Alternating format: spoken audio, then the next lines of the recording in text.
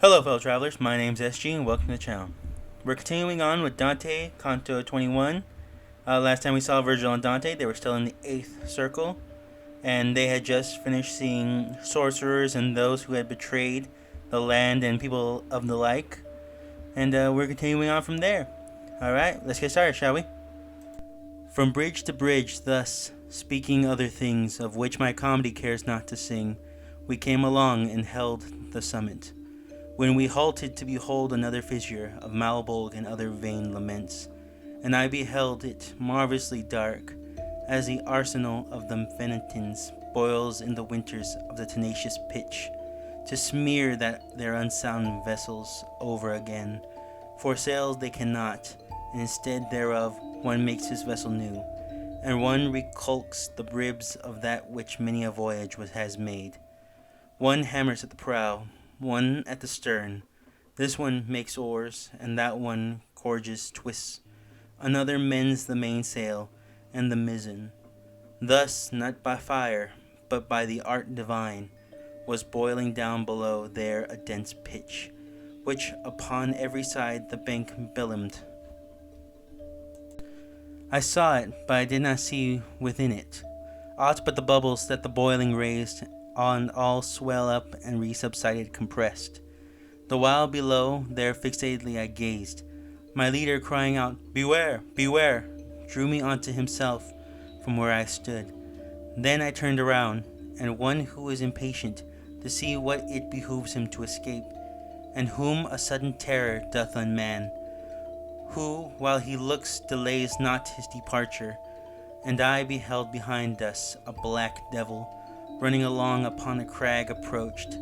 And how ferocious was he in this aspect, and how he seemed to me in action ruthless, with open wings and light upon his feet, his shoulders with sharp pointed wear, and high a sinner did encumber with both haunches, and he clutched the sinews of the feet.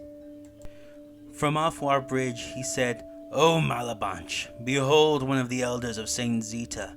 Plunge him beneath, for I return for others, unto that town which is well furnished with them. All there are barterers, except Bonturo.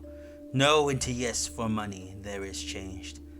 He hurled him down, and over the hard crag turned around, and never was a mastiff loosened in so much hurry to pursue a thief. The other sank and rose again face downward, but the demon under cover of the bridge cried, "Here the Santo Volto has no place. Here swim one otherwise than in the Sartio. Therefore, if for our gaffs thou wishest not, do not uplift thyself over the pitch." They seized him, then with more than 100 rakes they said, "If here behooves thee to dance covered, that if thou canst, thou secretly mayest pilfer." Not to otherwise the cook their scullions make, immerse into the middle of the cauldron, the meat with hooks so that it may not float. Said the good master to me, "That it be not apparent thou art here, crouch thyself down behind a jag that thou mayest have some screen, and for no outrage that it done to me, be thou afraid, because these things I know, for once before was I in such a scuffle." Then he passed on beyond the bridge's head, and as upon the 6th bank he arrived, need was for him to have a steadfast front, with the same fury and the same uproar as dogs leap out at a mendicant, who on a sudden begs where he stops.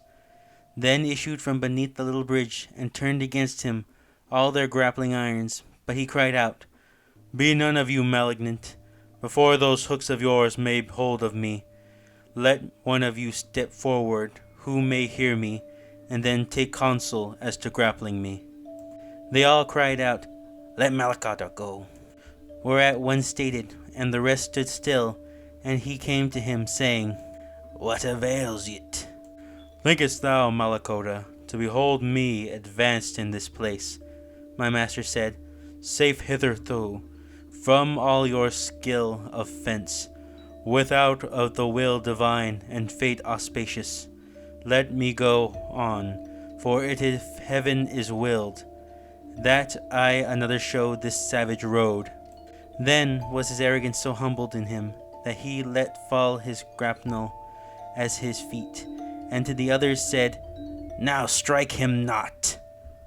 And unto me, my guide, O thou who sittest amongst the splinters of the bridge crouched down, surely now return to me again. Wherefore I started and came swiftly to him, and all the devils forward thus themselves, so that I feared they would not keep their compact. And thus beheld I once afraid the soldiers, who issued under safeguard from Caprona, seeing themselves among the so many foes. Close did I press myself with my person beside my leader, and turned not my eyes from off their countenance, which was not good. They lowered their ranks with, Wilt thou have me hit him? They said to one another, On the rump? And answered, Yes, so that thou nick him with it. By the same demon who was holding parley with the conductor turned him was very quickly and said, be quiet, Skulmagalian. Then said to us, You can go no further, go forward. Upon the crag, because is lying all shattered. At the bottom the 6th arch. And if it still doth please you to go onward, pursue your way along upon the rocks. Near is another crag that yields a path.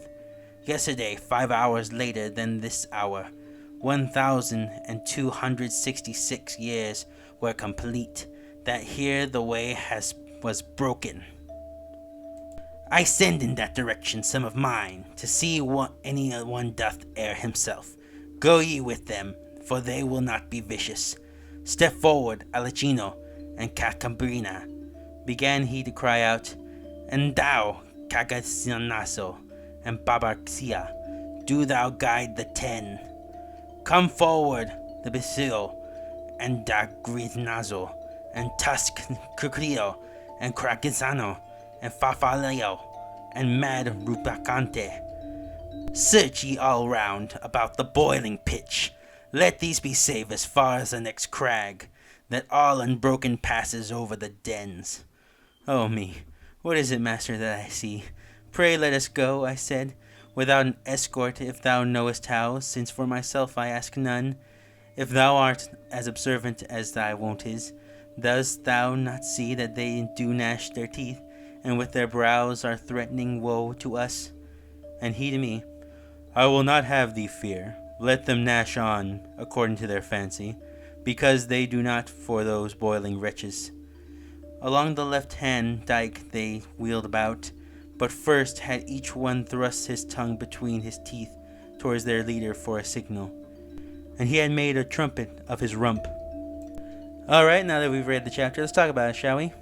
Dante and Virgil have still made their way to the 5th Bolgia, which is still part of the 8th circle. This is much more of a boiling pot where sinners try to cross in order to see if they can find sort of salvation on the other side, but it's a cauldron at the end of the day. The demons just go there to torment them, to pick them up, dip them in the water, do whatever they can to just scare them and torture them. They look threatening, and they are threatening. And they even threaten Dante and Virgil, but Virgil says that's just how they are. That's how they put fear into people, through their appearance and through their actions. Now that we are making our way into the next phase of it, with the help of the demon leaders, along with several demons trying to find a path for them. Now, we will continue this next week. I hope you come by, see if we can get past this circle of hell. Thanks again for watching this video. I hope you all enjoy it. It was a good one for me too. Please, if you like my videos, or if you like any of the content I make, please leave a like, subscribe, and please leave a comment. I would like to hear your opinions on what should be the next one after we're done with this. Thanks again, guys, and can't wait to see you next time.